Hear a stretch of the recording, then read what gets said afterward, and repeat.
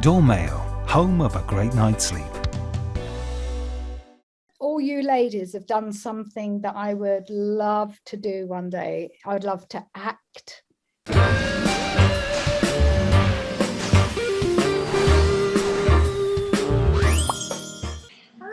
Hello. Cheers. Oh, Sherry, I love your mug, dear. I love your mug, and I'm not talking about your face. Face, your mug. It's a pretty mug, isn't it? It says, "Seek what sets your soul on fire." Oh, a sexy mug. Fabulous. Fire. Anyway, more importantly, I've got What? a story about my little Teddy. Oh, yes. So Teddy goes back and forth between me and Keely. Anyway, Rosie, who is Keely's 2.5-year-old, has now started the 2-year tantrums and the screaming heebie-jeebies. So one day I was sitting there and she was having this almighty, well, we all know what they are. And Teddy started to shake, really violently shake. I thought he was having some sort of fit. Anyway, long story short, Rosie stopped screaming. That was the end of the story. Anyway, so little Teddy sleeps in his basket in Molly's room. Anyway, for 2 nights, Molly wakes at about 3 o'clock in the morning screaming. And Teddy started to howl. So the next day she said, "You've got to take Teddy away because he's driving me mad." I thought maybe he wanted to go to the loo, and so she let him out, and he didn't want to go to the loo. Anyway, I now realise what it is. He gets really upset because he adores Rosie. And whenever she cries, he shakes. Oh. He goes into a terrible state. And what he's doing at 3 o'clock in the morning, he can hear from her nursery, her screaming, and he's going crazy in Molly's room and trying to get out the door to get to Rosie. Oh, bless him. I had to bring him home because he's calm here. But as soon as Rosie goes, "Wah!" he goes, well,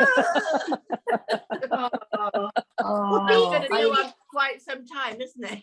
He absolutely adores my kids, my grandchildren as well. There you go. It's funny, Chihuahuas, and you wouldn't have thought, would you? Chihuahuas and children. But they love children. I mean, Beanie, literally, when they come in, I thought she had something stuck in her teeth because she was like this. She was going, I was looking at her mouth, and I realised She was smiling. Oh. Just go. Do you know animals really are human? Do you know what I heard the other day? They really are like human beings, because I heard, and you're going to laugh at this, but apparently it's true, that dolphins off the coast of Wales have been making noises with Welsh accents. Now, I know you're not going to believe that, but if you Google it. Really? No, it's true. That is not true, Dee. It is absolutely true. They go, boil, like that. Anyway, can I just say about cows? Cows also have apparently got a dialect where they live in the country, and there's been research done. If you Google it, it will back my story up, even though I'm wearing a shower cap. And it's true that, different, if you're in Yorkshire, they'll be saying, what did they say in Yorkshire? And in London, yeah, all right, mate, that sort of thing. But no, definitely stop now, please. But shall I get security? Shall I get security? I just want to know if cows in the northeast score whoever loves. Why I? Oh, that's right. Why I pet? Can you imagine a cow? There you go. Why I move? Why I move? No, listen, please, you're all please, please stop. I'm begging you, please, Sherry. Thank you, Sherry. It's only Tuesday. My eyes are leaking. So, listen, we've got the most wonderful guest. Her name is Shirlie Kemp. You know her married to Martin Kemp, and of course, the truly wonderful Pepsi and Shirley. Wham! Wow. Bring her in. Bring her in. Where are you, Shirley? Hi. There you are. Hi, Shirley. How are you? Hi, ladies. I'm good. How are you? Good. Thank you. We haven't said this for a long time, but how was your lockdown? I actually were the first, obviously, when we first went into lockdown, the weather changed and we just kind of had this glorious summer. Yeah. My daughter came home, who loves cooking, So it was okay. Heaven. I was eating really well, putting on weight. But I think initially when lockdown happened, it was scary, wasn't it? I mean, we were all terrified. Are we going to starve? Is there any toilet roll? Went through all the same rubbish. Everyone else was watching the news every 5 minutes.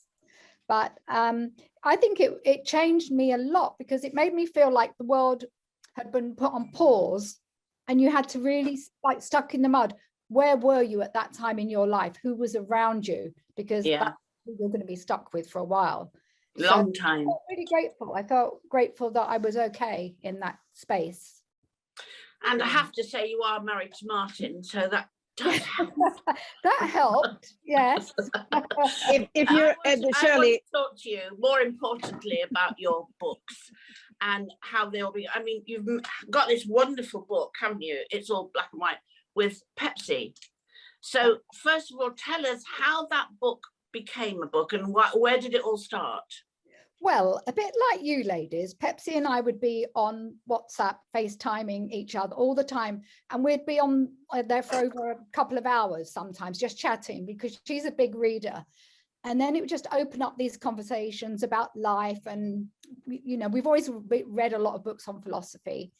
And we were kind of chatting away, and we were saying, imagine if someone could hear this, you know, how we're talking, just how you girls, how it happens to you girls. And then I'd written the book with Martin, and we were saying, maybe we've got a story, not just a showbiz story, but just about friendship, about what we've gone through in life. And everyone has problems, but it's always quite nice to listen to someone else's problems. So we wanted the book to be more about us and our personalities, how we've maintained our friendship. The reason it was called It's All in Black and White, because obviously she's a black girl, I'm a white girl. And it's also a black and white print. So that was why we called it It's All in Black and White. And it was really lovely, because Pepsi had pictures that I had not, photos that I had not seen. We were doing a WhatsApp, holding them up on the screen, and where was that? Who was that? So without that, I wouldn't have remembered so many things. It's like, it felt like a different past I'd had. And I'm assuming the Wham story comes into it. Yeah, absolutely. That's how I met Pepsi. Was I was in Wham already, and DC Lee left, who was the other girl, and they said, there's a new girl that we're looking at. Her name's Pepsi. So we all liked the fact that her name was Pepsi. And they said, Shirley, go and pick her up. I picked her up from Finsbury Park's tube station and drove her back to George's house. Wow. By the time I got to George's house, I knew she'd have the job, because I really liked her. We just got on really well. She was really grounded, because she could have come in a bit prissy and glamorous, but she didn't over try. And I think it was the fact that she was just so casual and laid back and reserved that she got the job. How long were you both in Wham for? I'd been in Wham from day one till the final. I think Wham only kind of lasted 4 years. It was condensed. It was fast. It was so fast, it's hard to remember, because it kind of just catapulted we were doing American stadiums, and Chaka Khan was, supporting that. It's outrageous. So it was a very fast and furious time. Did you make albums together as Pepsi and Shirley? Yes, we made 2 albums, yeah. But so when Wham split, I said to Pepsi, we need to work together now. And she was like, really? I said, yeah, of course, let's do it. And we did that. And our first record was called Heartache, and it got to number 2. I know, I've heard it, it's great. George had released a record with Aretha Franklin, so that was number 1. Of course. He phoned us up and said, I'm so sorry, darling, I didn't know you had released a record. So he took us out for dinner, and he said, you're number 1. You would be number 1 if I hadn't released. So but the thing was, I started getting broody though, when yes, of course, full swing. So would you ever do an album with Pepsi now? Yes. Well, why don't you? Because she lives in St. Lucia, and we're not that technical yet to try. We tried to write together, but there was this awful time delay. And like now, sometimes you're trying to speak, then it was like driving me insane. So I'd love to do an album if she would come to the UK and do it with Or me. you could go to St. Lucia. #holiday. Yes, and we could all come with you. I want to. Yes. I'm so sorry. There Your are several backing things, Shirley. vocals. There are several things I have to say, Shirley. That first of all, obviously, Sherry's desire for your husband and the fact that Debbie wants us He all to come to knows. St. Lucia with you. I've got security on it. So any moment, just let me know. It's not a problem. I will. But I want to say to you, when you said you were about being broody, I have a wonderful memory of coming to you with a mutual friend, Gail, and we had a card reading evening when our kids were little, were babies, well, kind of toddleries. And I wanted to ask you what it was like bringing up children for you in a very sort of public way, because everybody knew who you were, and evolving. And they've, of course, now are in the creative industries as well. But what was it like? For me, so as soon as I had my children, I didn't want to work. That was, I just wanted to be at home with them, because obviously the Wham experience and the Pepsi, you in the music business, you are traveling, you're on planes every other day. Yeah. And I realized I couldn't do that to Harley, and I had to stop. So I was at home. But what I did find it really hard taking her to nursery and people saying, "Oh, are you the girl in Wonder, or you?" Of course.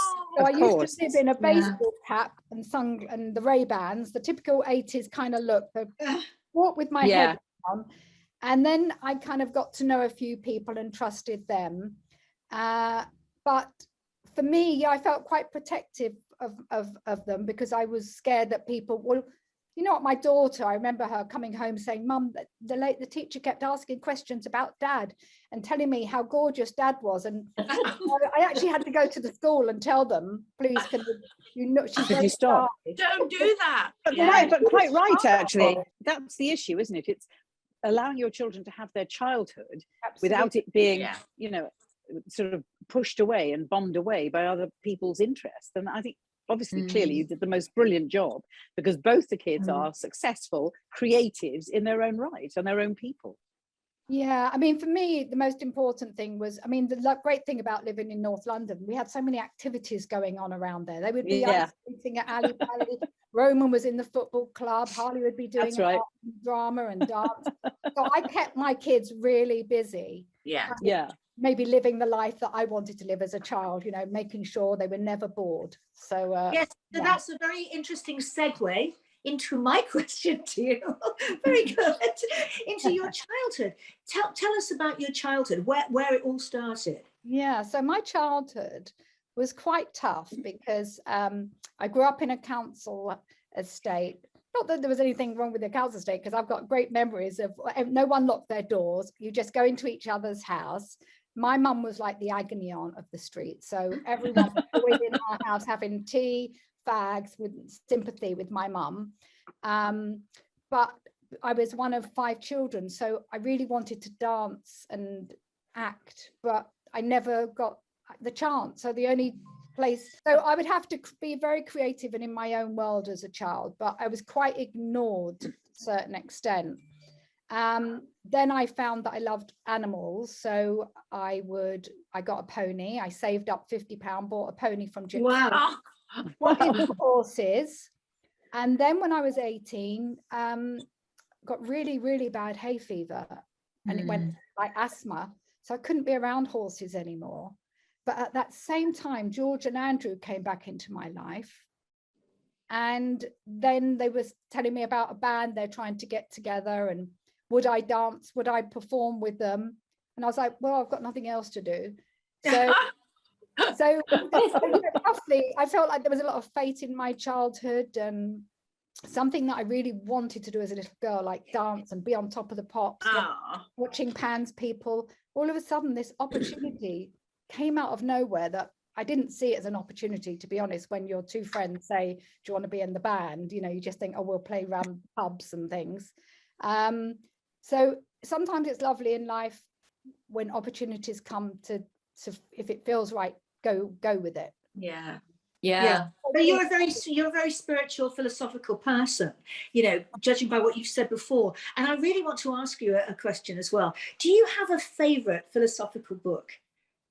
Oh, well, my Bible of life would be Louise Hay, You Can Heal Your Life. Yeah, I love that book. Yes. Louise Hay is, I mean, that has stayed with me. That is part of my subconscious thoughts on always. Yeah. I agree, Shirley. So do you think, Shirley, noting your hay fever, where is that within the book's realm? What happened, do you think? Yes, I think, well, funny enough, I remember looking at Martin's brain tumor.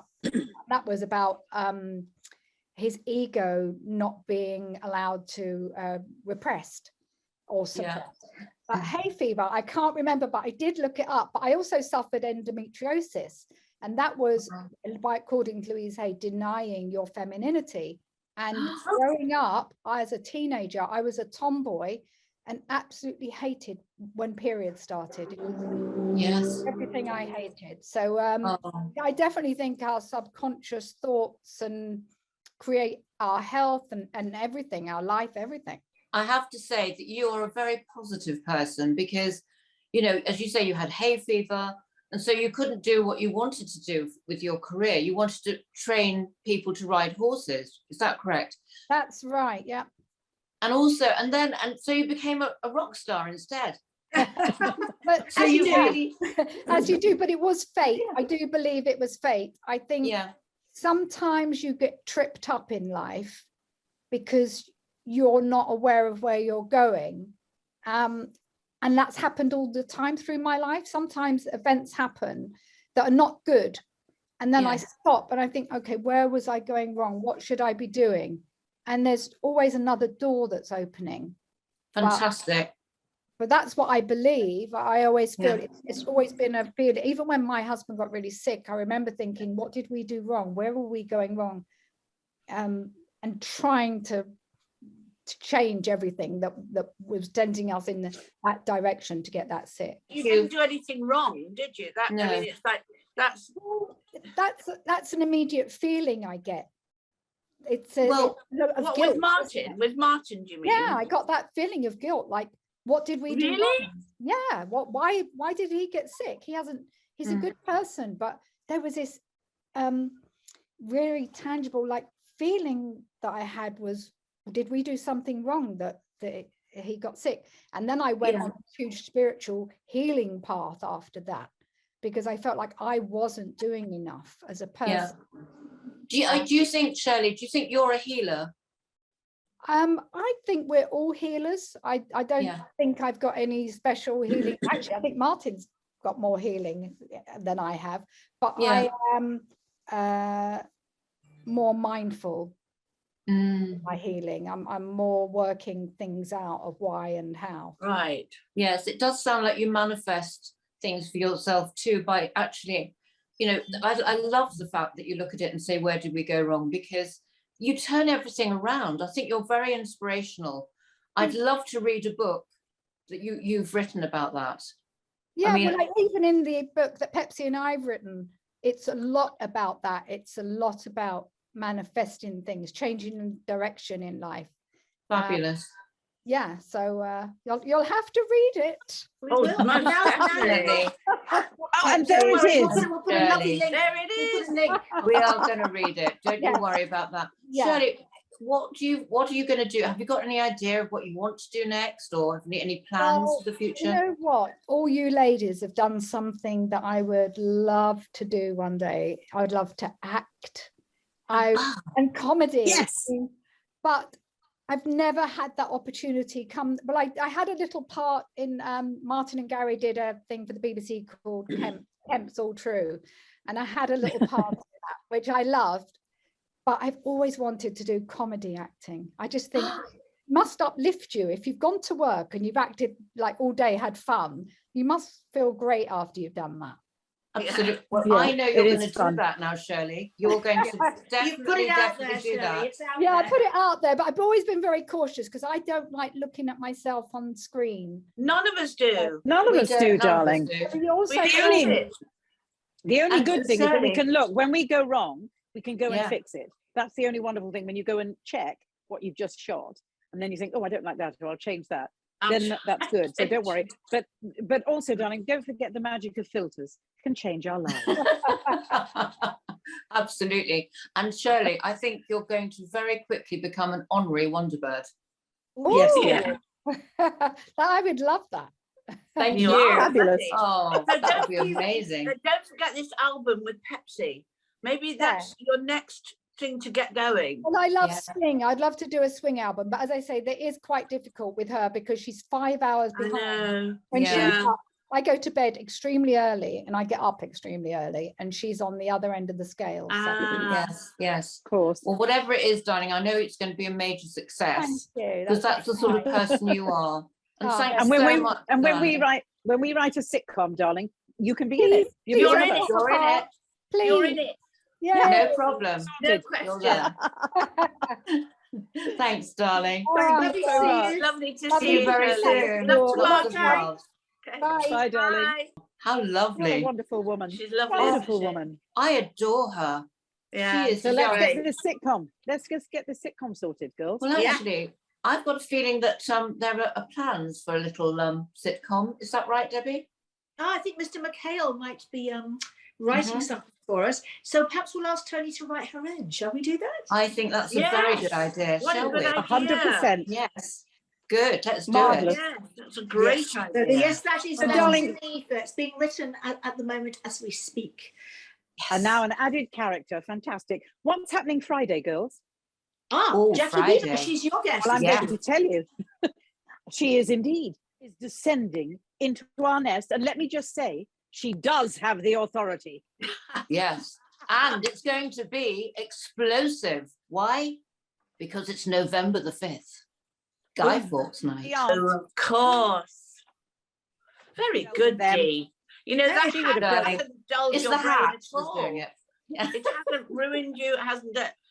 Well, It's I amazing. take it Give all me back. something. See you Friday. Friday, darlings. Bye.